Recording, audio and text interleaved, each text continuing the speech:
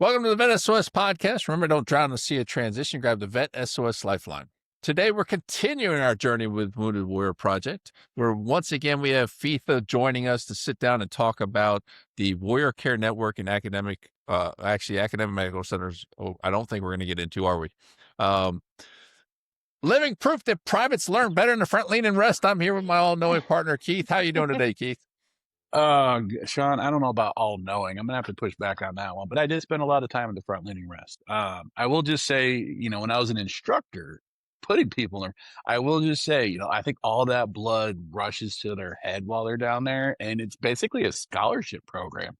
But anyway, I'm great. I'm grateful to be here as always, Sean. Especially on this anniversary week, all these amazing episodes with Wounded Warrior, and I'm looking forward to yet another episode of learning more about what they do because they do it all. I'm finding out. Absolutely. And yeah, my mentor when I was in was an old infantryman who had to convert to intel, and man, that was his favorite saying. Privates learn better in the front line of rest. And you just stand there and look at him. He goes, "Why aren't you in the front line of rest?" I shouldn't have to tell you after I've said it. Right? Love it. And then he teaches something. So yes, fantastic. That's one of those sayings that you can't say around the office because nobody understands what you're talking about Nobody at that gets it. point. Yeah. So it's all good. All right, so we had Fitha on one episode here before our anniversary episode, but real quick, we'll recap. She serves as the veteran advocate with the Warrior Care Network at Wounded Warrior Project, where she connects veterans and their families with critical mental health resources, a featured speaker at national conferences, and she has dedicated over a decade to advocating for military families across the country. As a spouse of a disabled veteran, Fitha brings both professional expertise and lived experience to her work. Her unique perspective drives her commitment to breaking down barriers and creating pathways for healing that transform the lives of veterans and their families. Fitha, so glad to have you back on here again. I'm assuming you're still doing well from when we talked a little while ago. Like an hour ago. Yes, still doing great. And the microphone's working, so we're doing even Microphone better. works. Everything's great. Yes, I'm caffeinated now fully, so good to go. You already talk fast. Now she's caffeinated, so it'd be like the Micro Machine Man commercials. Oh God, I forgot about that guy. Oh yeah, those were fantastic. All right, so real quick, let's just retell your story to how you got to working with veterans. Like what led to that? It was an amazing story the first time you Oh, told it. thank you. This is going to be a shorter version. So if you haven't seen the Yes. anniversary episode, go back and watch that. Go back to that one. Yes. And jump into that one. Yeah. So I met my husband in Hawaii. We, everything that I had learned up to that point about being in the military or being a military spouse was from super accurate TV shows and movies. So obviously, it was very, very different.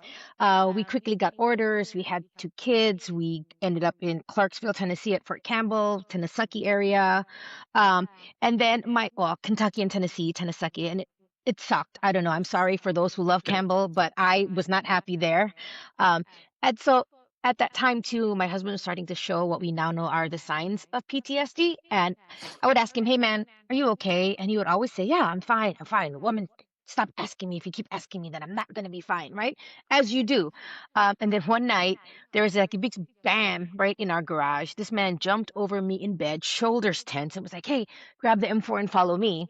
And, for him, I think he was just there again, right? He was in Iraq again, doing the things again. For me, I was terrified, right? I can laugh about it now because again, there's healing in storytelling, and I've probably told the story a million times. Didn't grab an M4. We don't have one of those. Grab my phone. I followed this man room by room, and that's how I first learned how to clear a house. He'd be like, "Keep your head on a swivel." I'm like, "I don't know what that means." I'm following him. The last room was my mom. This poor lady, he had flashlight in her face. He's like, "Are you okay?" And she's like, "Yeah." She wakes up horror movie style, like literally like that. And then he said, "Go back to sleep." So I was like, "Okay, dude, what is going on?" And that's when he first recognized, "Oh yeah, you know what? Maybe there is something there." And again, I can laugh about it now, but at that time I was catastrophizing, which is something I have a lot of anxiety. And in my mind already, he was arrested. I was living homeless under a bridge. It was just all bad, right?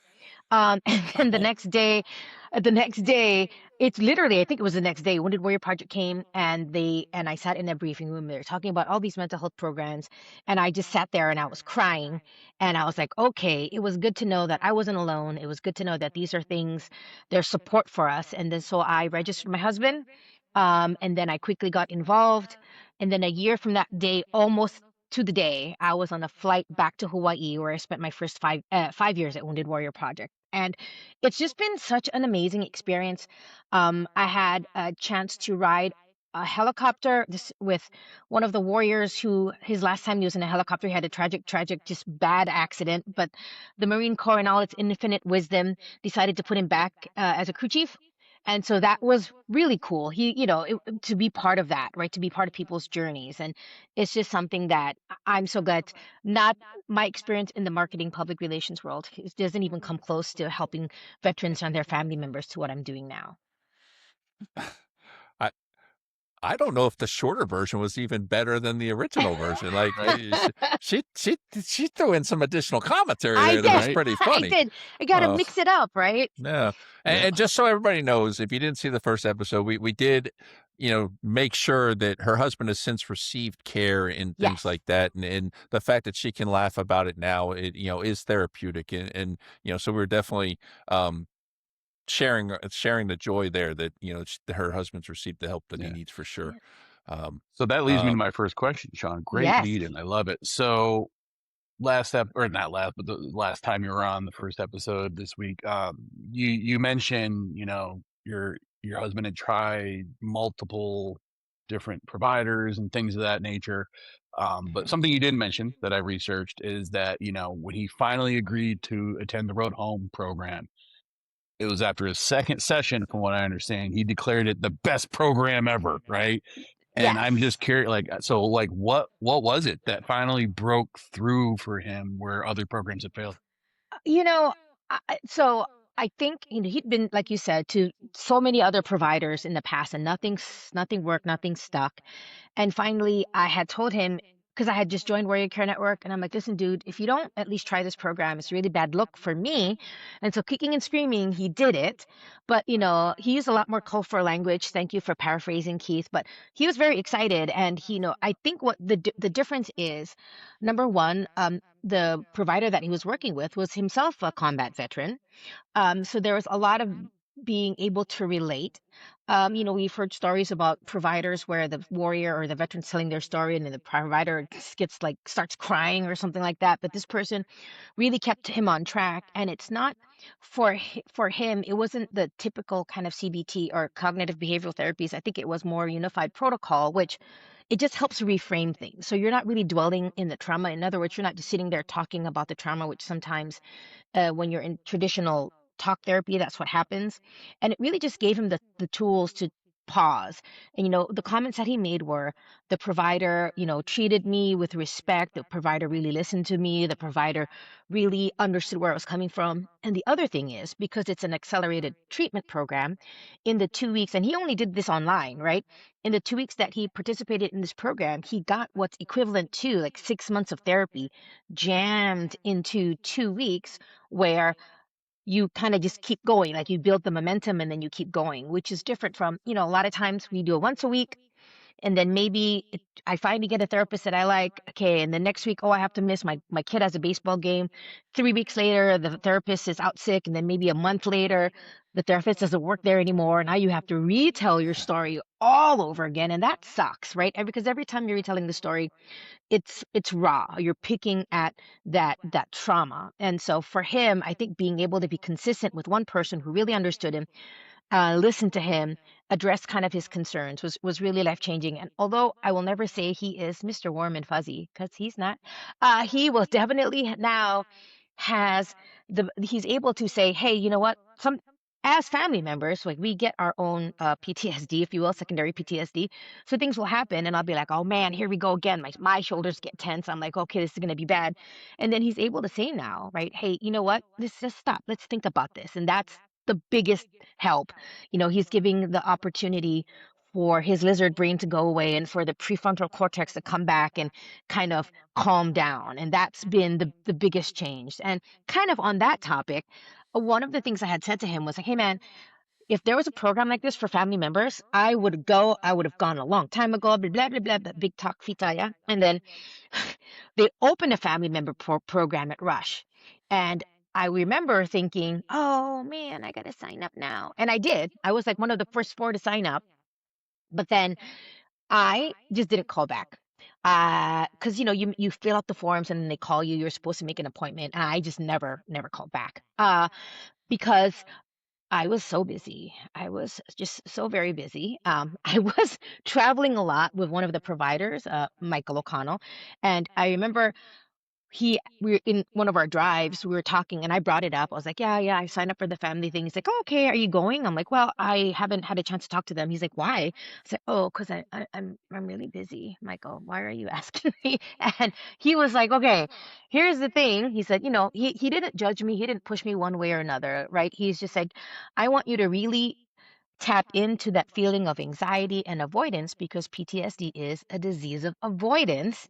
When you're out there talking to our veterans and telling them, hey, you're going to leave your house for 2 weeks to go to this strange city and talk about some trauma that we've all successfully just shoved down to be able to function in daily life, right? That's kind of how they're feeling. And that really stuck with me.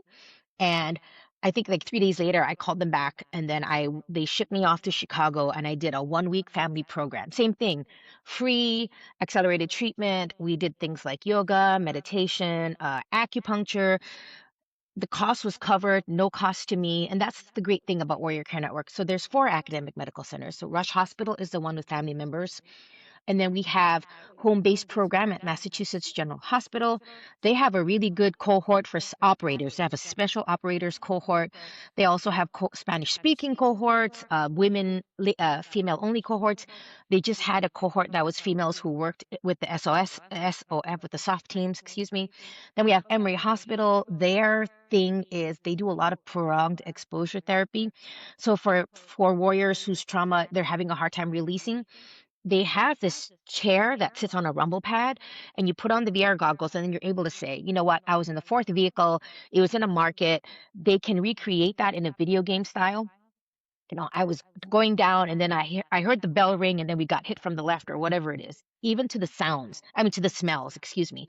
They have smells that can smell of diesel, of spices, whatever it is. They give you a dummy rifle, and really you are reliving that experience, if you will, but telling your body that even though I smell these spices, even though I hear this, bicycle ring, I'm safe. Like this is kind of your body getting used to not receiving those triggers as something that's an actual threat.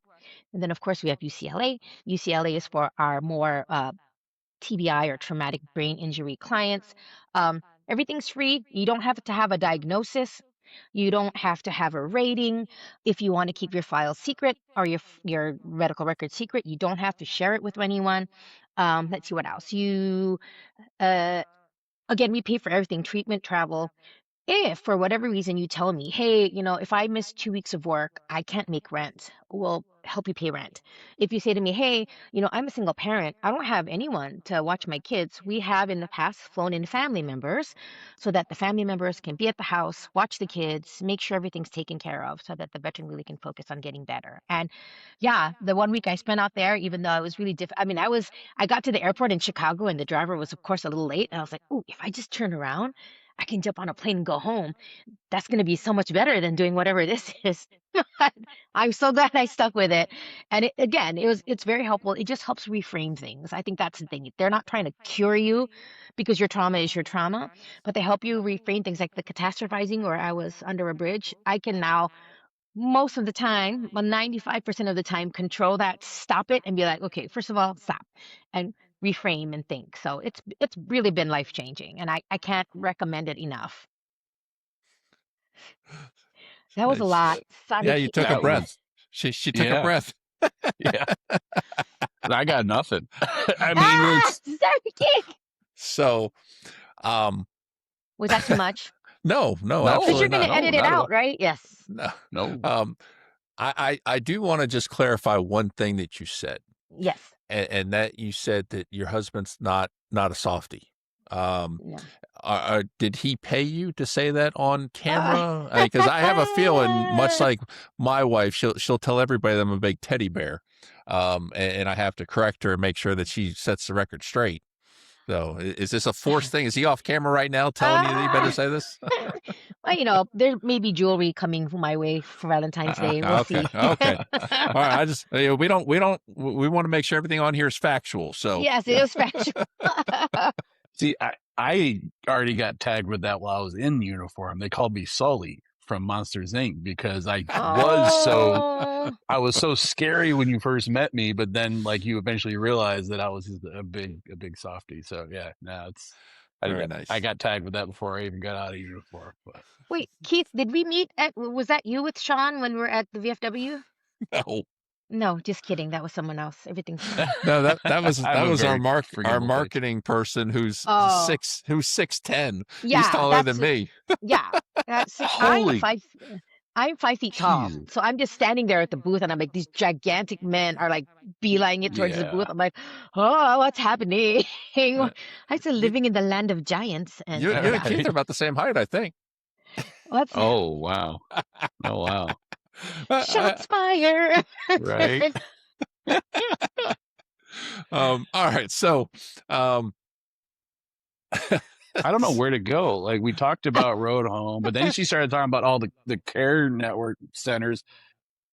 And I want to just dive into all of it, but I have no idea which direction to go in. Like I really don't.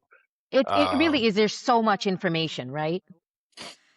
so so last episode yesterday, I asked the ladies like, is there anything Wounded Warrior Program doesn't do? So I'll go in that direction with you. But well, I mean, seriously, you all like, Yeah. is there anything that? And I guess I'll make it a legitimate question. Is there anything that you all currently don't do that you have plans to get into? Because it seems like you're already doing it all. I one of the big she took a things deep that breath. I did that we don't provide that a lot of people kind of ask us is service dogs, service animals. Here's the thing with Wounded Okay. Warrior Project. If we provide a service, we want to make sure that we're, the best at it. So we're not going to do something, half-ass where we know there's other people who do it really, really well. So instead, we do, if someone calls and says, hey, I need a service dog, we'll send them a list of resources to different places where they can go. Warrior Care Network is the only clinical program within Wounded Warrior Project. So if someone calls for mental health and wants therapy, like this, the typical once a week therapy, we do have partners that we work with and we send them out to that. But, again, we can't be everything to everyone. We want to make sure that we focus on the things that we do and do really well and better than anyone else. So I would say that. And in terms of like what we don't do, that what we want to do, when I started at WW, there was this saying, everything's a pilot program. So we have tried different programs that we've decided, okay, we're not the best at this, and it's, gone away. So that's the innovation. That's something that we're still kind of trying to do. What the next thing is, I don't really know. There's a whole team that does that stuff, but yeah, service dogs, because that's the biggest thing. People always ask me when I'm at conferences and stuff, and then I always feel a little bit bad, like, oh, we don't do service dogs, but we have resources. Yeah. No, that's awesome. I totally So, lost my train of thought. Go ahead, Sean.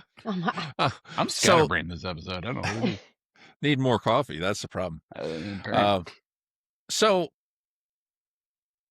in talking with your team, your Mhm. teammates, and everything starts with the calling into the resource center, and then from there they get sent out to or connected to wherever they need to be connected to. So, once I call into the resource center, Mhm. right, and we make the determination that something like the Warrior Care Network, or the academic medical centers that you talked about as well, is the right pathway for me. What's that look like? Who do I wind up talking to next, and how do I work through that process? Great question. So, you call, you say, hey, I need mental health support. You go to our triage team, which you spoke to Jennifer Land, I think, yesterday, and they do a screening. So the screening is we really want you not to have to repeat your story. So she'll do the screening of it's a phone screening. In that screening, which is roughly about an hour, she'll be able to already know, hey, you're going to be a good fit for Warrior Care Network, specifically at Massachusetts General Hospital, let's say, right, at the home based program.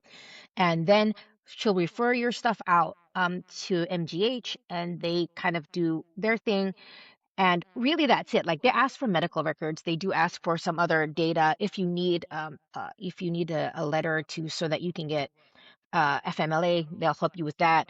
And then really between the time that you call and then the time you're actually accepted is pretty quick, right? If I don't know, I don't want to misspeak, but I know that that part is pretty quick. I don't know exactly the timeline, but or I can't think of it right now because I'm on a spot. But after that, once you know you're selected, there is a little bit of wait time. And usually that wait time really is just the person going getting their lives together, whether it's getting their, someone to come watch their kids, whether it's getting their dog boarded, whether it's whatever it is asking for time off. So right now, that could be anywhere between 8 to 12 weeks again, but a lot of times cohorts will open sooner, and then the veteran or the warrior is provided an opportunity to join sooner. So it's pretty streamlined. Like all the notes that we take during the screening, we do provide that to the academic medical center. So again, they're not going to be asking the same questions when they do talk to the warrior. And the only thing left, really, like I said, is the scheduling when you can go and how to get there. A lot of warriors they don't want to fly, of course, they want to drive, kind of like all those things. So we try to make it pretty streamlined and easy for the warrior because it's difficult enough for me to finally acknowledge that I need help and then not only to acknowledge I need help, but then to reach out to someone who can help. So we want to make everything after that just as simple and easy as possible. So one follow-up question on that is, um, medical records. You mentioned medical records. I Hmm. understand turning in medical records. Hmm. Do you guys share information with the VA, or is that an option that people can say yes or no? I want my information shared, the results shared with the VA.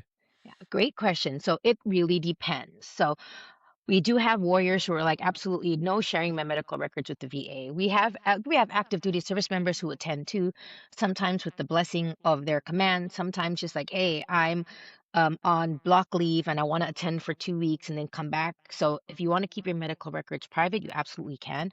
But then we also have warriors who we at each of the academic medical centers, we do have a VA liaison who will help set up appointments and stuff like that. So if you are, they'll connect you back to the VA. And a lot of times too, again, like in the 2010s, 2011s, 2012s, when veterans were getting out, they weren't really there wasn't really a lot of medical records about PTSD anxiety, right? So you can't, if there's something really bad happens downrange or in a training accident, you can't really then go to your leaders and say, I need a break. I think I'm really stressed out, right? Because you have to keep focusing on the mission. So for those guys and gals that don't have that rating, they don't have those records, the records that we get from this program can be used to support a claim, to backtrack support a claim. So yeah, it really just depends. We always try to get to yes for this program. If you say 2 weeks is too long, we try to get you in for 1 week.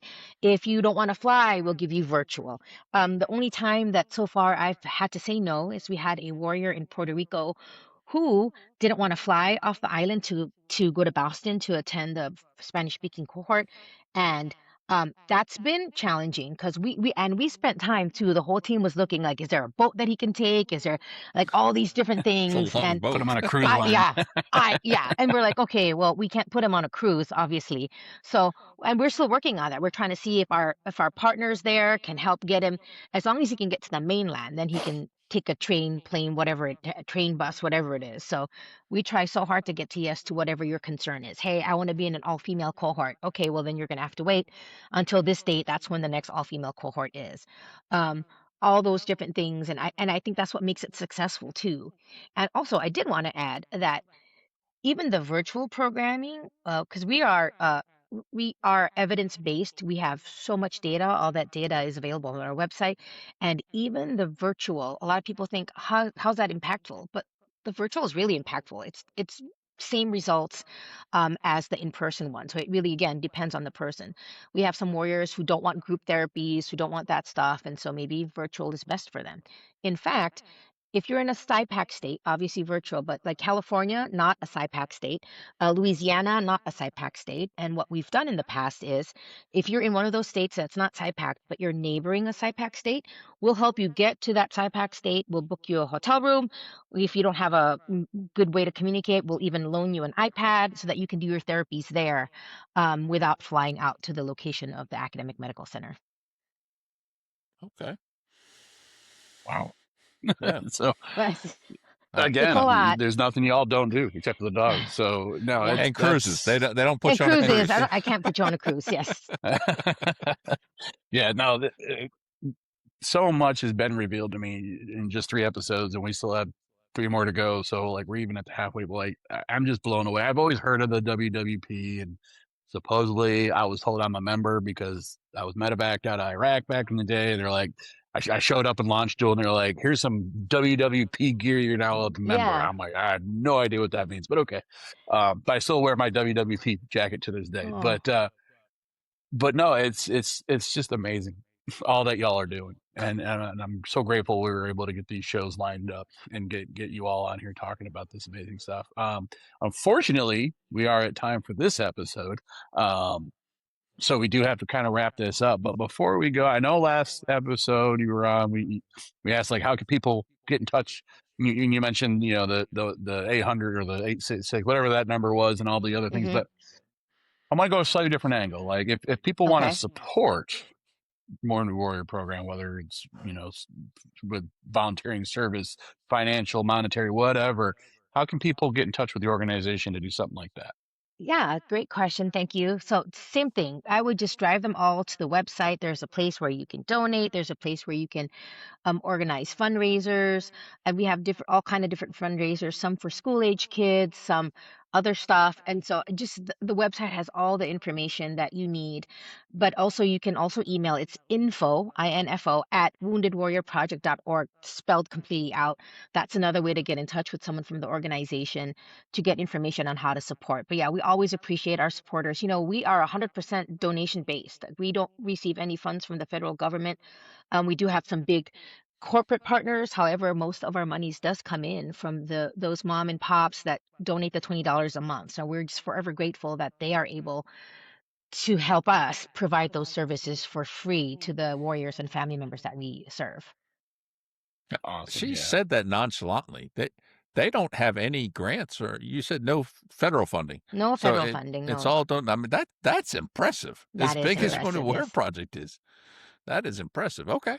That's huge. Yeah. And you mentioned mom and pop, made me think I forgot my parents donate to WWP. So literally my mom, they have a little magnet on their refrigerator at home and all that kind of good stuff too. So yeah, no, this is an absolutely amazing organization. And again, if you're not convinced, to all our listeners, you're not convinced yet, we got 3 more episodes to roll out for you. But again, Fitha, thank you so much for coming on the show again and talking even more about what WWP does, or WWP, I think is what I heard somebody call it. Yeah, but, WWP, yes. WWP. Dubspeed. But no, again, thank you for all that you're doing for the military community. Yeah. It's absolutely it's needed, and it's so impactful. So now on behalf of the entire VET S.O.S family, we want to thank everyone for spending time with us today.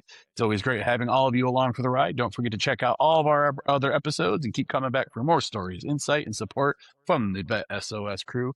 If you enjoyed this episode, give us a follow, share the show, and tell a friend or two. Toss your battle buddies, fire team, shipmates, and wingmen that flotation device they need in transition, so no one else drowns in the sea of transition. And as always, grab the VET S.O.S Lifeline.